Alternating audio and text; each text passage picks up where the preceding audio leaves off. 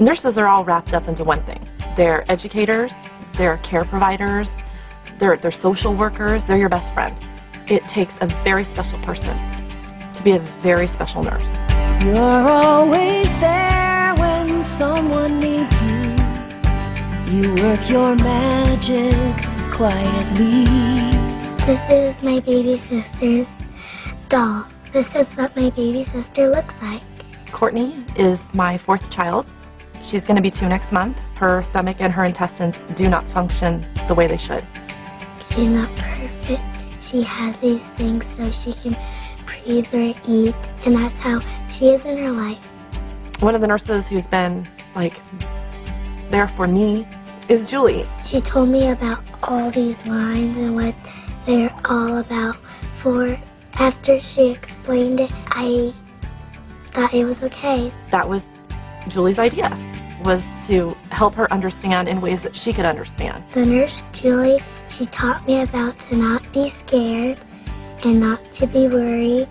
When you're a nurse, you don't just take care of your patient, you take care of the family. It's really a really special job, and most of the nurses I've met are outstanding people, very special people. They go into it for a reason. You're not in it for the glory. The care you give comes naturally. Yeah, my dad's 80. Born in Sicily and came over on a boat when he was 2. And so he has congestive heart failure. Spent a month in CCU, and that's where we met Scott. And Scott, he's a great nurse. See, I think he was key in my dad's recovery. He had a tube down his throat and he lost the ability to swallow. They told us, get used to it. He's going to have the feeding tube for the rest of his life. It was devastating. Scott's like, he's going to get better. See, that's what helped is Scott never let on.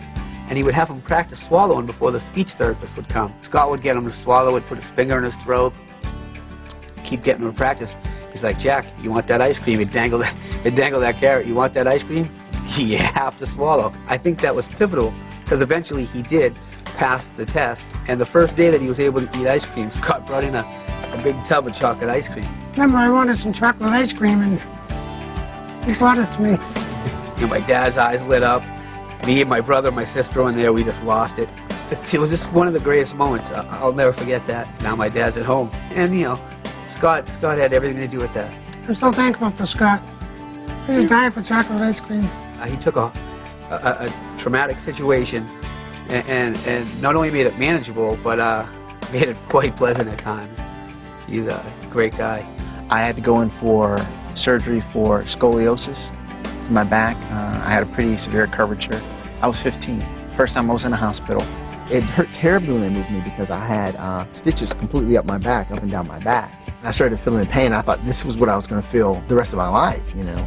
And I started screaming, help, help, help. Someone came in. She was obviously, you know, an older nurse, my mother's age at least, probably 37 or something around there. And I just started yelling at her. She's trying to keep me calm. She's trying to say it's going to be okay. And I said, yeah, it's not okay because I'm in a lot of pain.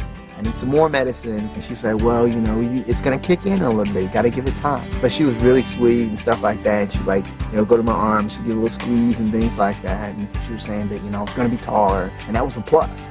You know, I thought about, hey, you know, I always want to be taller. She was, like I said, a really special person. And, you know, I'm all cosmic and stuff like that, like how she was sent just for me. Like most people, you know, who mean something to you in your life. Your mothers, your fathers, your brothers, your sisters. She was on that same note of being there when you needed them. You take my hand, touch my life when I need you. I'm an old broad. I had a new hip put in. Cheryl, oh, she is a fabulous person. She was my nurse, and she has helped me a great deal. To get out of bed, to get into bed, to help me walk, to go to the John. But she was so kind and so loving. I didn't want anybody to feel sorry for me. I wanted somebody to talk to me like a person. Hi, Cheryl. Oh, this is my doll. You could not be attached to this lady. She's just an amazing lady. I'm walking real good right now. You should have seen me before. You wouldn't have liked me. And she helped to make it better. Thank you. She's a wonderful, wonderful lady. With the courage I see constantly, 'cause you're there and you dare to care. This is Ashley. Ashley is 21 months. She's almost 2. Well, we had gone to the hospital she was being induced. It was her first child. Everything was going the way it should go. There was nothing to do, so I was pretty much watching the fetal monitor. All of a sudden, the fetal monitor heart rate dove drastically, and my heart dropped with it, and I was scared to death. Right about then, our nurse that had been taking care of us reached up in there and did something. What she did was the cord was wrapped around the baby's neck. And because of her experience, she knew exactly what was going on. She pushed the head away from the umbilical cord. And immediately the heart rate went right back up to where it's supposed to go. She was fast. I mean, real fast. We were amazed. And boy, she did her job awesome that day, I'll tell you. We still think about her, you know, all the time. Whenever we look at Ashley, it's like, wow. Unsung hero, and I know it's not easy to walk in your shoes. I was coming off my first semester in college, and I got very sick. We found out that through tests, she was diagnosed with leukemia. It just makes you think like, okay, I'm only 18, you know, I want to get married, have kids. Once we did get into the hospital and did deal with the nurses, we felt basically there was hope. Maria, I was really nervous, and she made me really comfortable. She, you know, not only takes the pain away if I'm having any pain or feeling discomfort, but emotionally I can talk to her if something's bothering me or if I'm scared. The nurses changed my life, and so I decided to change my major to nursing and maybe give back what they gave to me. I mean, maybe I got sick because I was supposed to be a nurse instead of a teacher.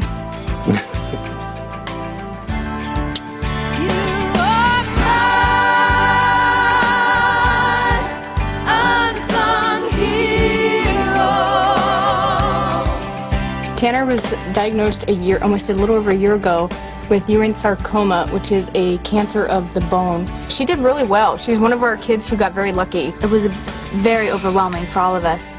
And Barbara was really a comfort zone. Barb is a wonderful RN. She's just become a wonderful part of our life. Tanner would push the button, the nurse button, every chance she could to get Barb in there to go play with her.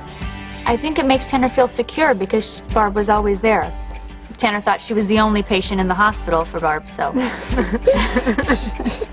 And then she had her last treatment. We had a big old party for her, and she went on her way with no problems. It showed that someone took the time to care about our daughter, not because they had to, but because she had a connection with Tanner. My husband actually said that she's our guardian angel because she's made the experience so much better than it had to be. And made our child feel love, and that's all she needs. And that's what, I think if you want to be a nurse, that's what it takes. Oh, it's nice to feel appreciated. I mean, I didn't get into the work to feel that way. You're always so busy sometimes you don't really understand that you do that for a family. She thinks we're silly, huh? I have to cry babies.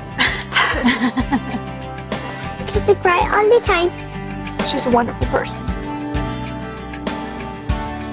Huggy.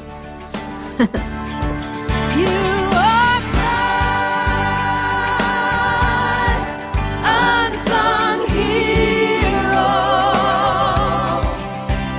and I know it's not easy to walk in your shoes. Nursing has many essences. Healing is one of them, but there's also compassion. There's also comfort. You always feel like you're making a difference, that you're making something better. That feels pretty good at the end of the day. Yeah, you know, unfortunately, you can't recall every special moment or every encouraging word you've said to someone. These families remember us, and that makes you realize, like, wow, we really have an impact. You're there to help the families get through all this, and I don't know, it's hard to explain, I just love it. I wouldn't do anything else. I feel it in my heart. This is where I need to be. I've been a nurse for 11 years, and I've had some really bad days, no matter how bad, there wasn't a single day that I went to work that was a wasted day. I love what I do. I'd probably do it for free, but I hope they never find that out.